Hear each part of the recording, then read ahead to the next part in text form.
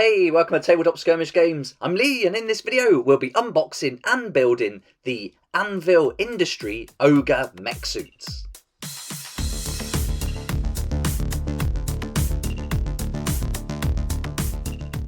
Okay, these technically aren't droids, but it is Star Wars Day, so may the 4th be with you, and let's get started with an unboxing video of these awesome OGRE mech suits from Anvil Industry. I'd like to say a huge thank you to Anvil Industry for sending me out these to take a look at and review on the channel.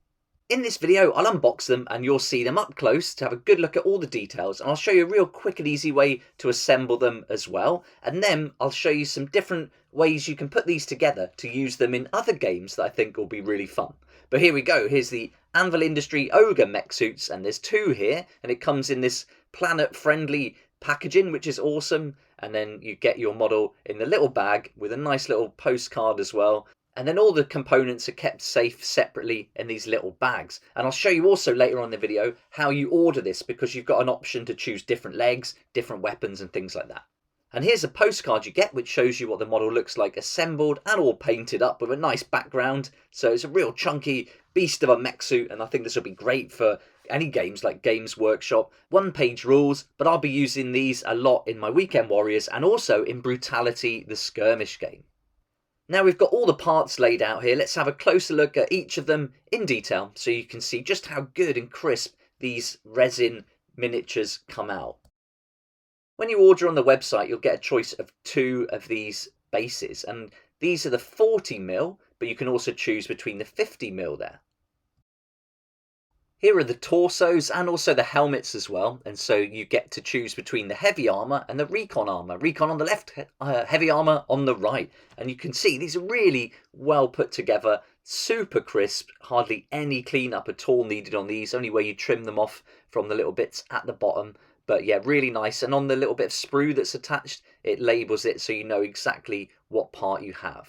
Here we've got one of the canopies, but also some optional extras, which are the stowage pack in the middle and the jump pack on the right. And so you can put those on the back of the model, but you don't need them for it to function at all. It's just a nice little extra touch you can put on there. And the canopy will come with the main torso. Whichever one you choose will get a different style of canopy, and so you can use that on the model if you want to as well.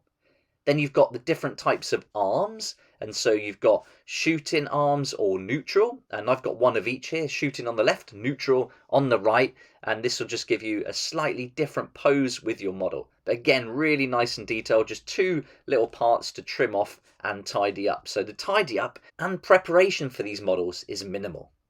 Next up we've got the legs, and you're going to get three options here between crouch, static or moving forwards in an advancing pose. So for the scout one you might want to use the advancing pose, whereas with the heavier gun maybe go for the static ones you're about to fire. So some nice options, and again just look at how detailed and crisp these are. Guns next, and we've got a minigun or a railgun, and you've got to have a minigun. It looks so awesome, but the railgun's pretty good too. Could certainly double up as some kind of plasma weapon, no problem. But miniguns look so cool, so any chance to put one of those in an army I think is a good way to go. Now we've had a look at all the components, let's go through the build process. And here I've got all the components now removed from those little sprues, trimmed up and prepared, and it didn't take long at all. This is a really quick build and hardly any preparation and cleanup required. And then once I've chosen what I'm going to go with, I'll take one of the legs and I'm going to glue that to the base first. And I found that this really helped getting everything put together nice and smooth and flat, and used some Loctite super glue to attach that to the base. So before I put the glue on, I was a bit getting ahead of myself here. I got a little file and just very gently just ran this over there, making sure it's dead flat, but it's also going to give a little bit extra grip to that glue, and so that's going to help that stick. But this glue is really good. This is one of the better ones I've used. It bonds really fast. You'll see I'll hold this down just for a few seconds and it will be fixed in place, and it's not too runny either, so it's not going to run everywhere and make a mess. So I position it using the guide from the website to show exactly where it's going to go, and then I pop that in place, and there we are. Leave that for a minute and that'll be well fixed. So that's fixed to the base now, and it's time to put the torso in. So this is just going to go in there. Make sure you put it the right way round. I've also fixed the little backpack to it, and this is the recon armor, so I've gone with just the smaller backpack for this one.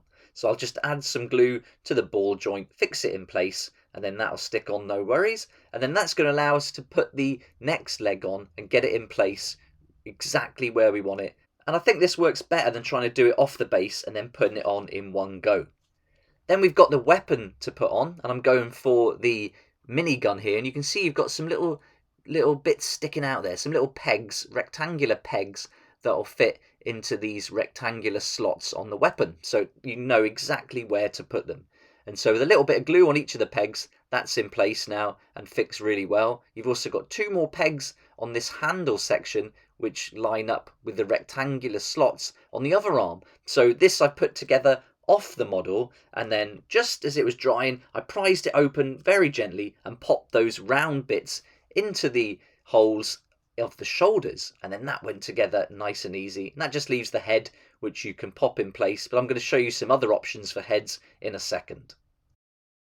And here they are, all built. I've got to say, I'm really happy with these. I think they look awesome. So some really nice details. The 2 weapons are great. I can certainly see these being used in loads of different games. But here's the first one I went for, the Recon armor. And I used the minigun on this one. And I used the Advance Impose. I think that suited him really well. I just put the smaller backpack on the back, and so that's going to suit it again. And it's also got some nice little details. You can see some fans in there, so it's like a little jump pack, so that's going to help him move forward maybe and advance. So great little model, and I'll compare it to some other Games Workshop models in a second, so you can see what you could proxy it for and the size as well.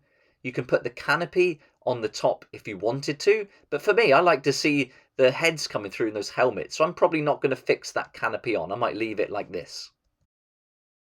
Now we've got the heavy armor and heavy rail gun, which is also called the heavy Gauss gun. So you could use it with either name, no problem, but I think it'll work great for all sorts of weapons. So no problem at all if you wanted to use it as a plasma or something like that. I've used the larger rucksack on the back. Hello, that guy popped in again. And that rucksack, I think, looks good, almost like power cells, because you'd want something a bit more powerful for this heavy weapon. This heavy armor comes with a different canopy, so that's going to cover it up completely. And so again, you could put that on, but I like to leave it off, so I think it looks good and it'll suit the army that I'm going to be using it a lot in. But I also like the idea of it giving it more character for my Weekend Warriors and Brutality games. And here's the other spare bits left over from the build. Let's have a look at some different heads. Now I'm thinking this might work in Astra Militarum, and I popped a Catachan head on there, and I don't think this looks good. I don't think this suits the Catachans at all.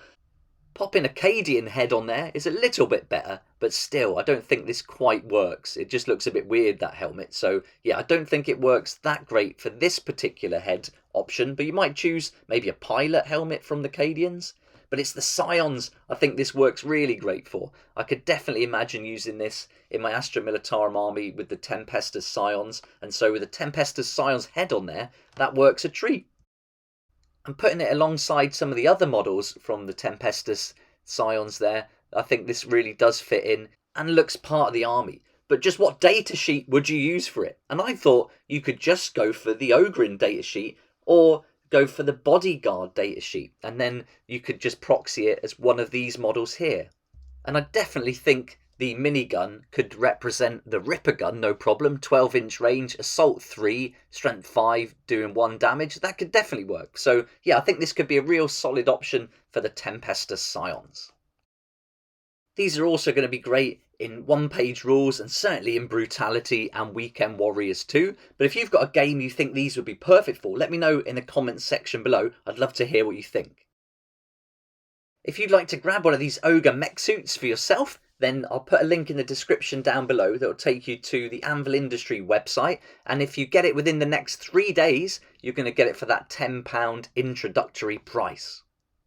When you're at the website, you can choose all the different customizations, the different armor, the arms, the legs, the weapons and things like that, and put it together exactly how you like. And then you've also got the option of no base, a 40mm or a 50mm base. So lots of choices to make sure it fits in with the game you like to play.